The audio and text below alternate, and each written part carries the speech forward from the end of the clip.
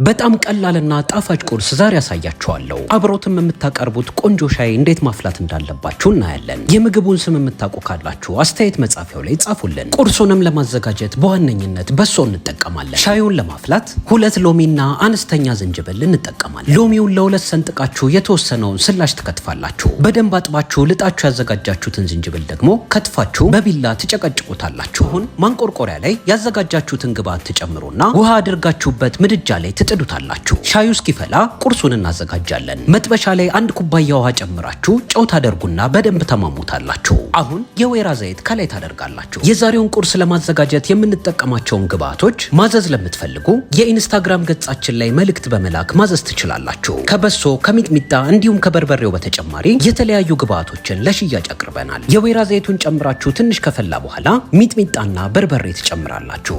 ሚጥሚጣና በርበሬውን ከጨመራችሁ በኋላ በሚገባ ታማስሉታላችሁ። አሁን የምድጃችሁን የሙቀት መጠን ሙሉ ለሙሉ ታጠፉና የበሶ ዱቄት ትጨምራላችሁ። የበሶ ዱቄቱን መጨመር ያለባችሁ ሙሉ ለሙሉ ያዘጋጃችሁትን ስልስ እስኪሸፍን መሆን አለበት። ከሸፈናችሁትም በኋላ ሰፊ ማማሰያ በመጠቀም በተወሰነ መልኩ እያገላበጣችሁ ትቀላቅሉትና ሰፋ ያለ ማንኪያ ደግሞ ተጠቅማችሁ ትፈረፍሩታላችሁ። ትንሽ ደረቅ ካለባችሁ ተጨማሪ የወይራ ዘይት ከላይ ማድረግ ትችላላችሁ።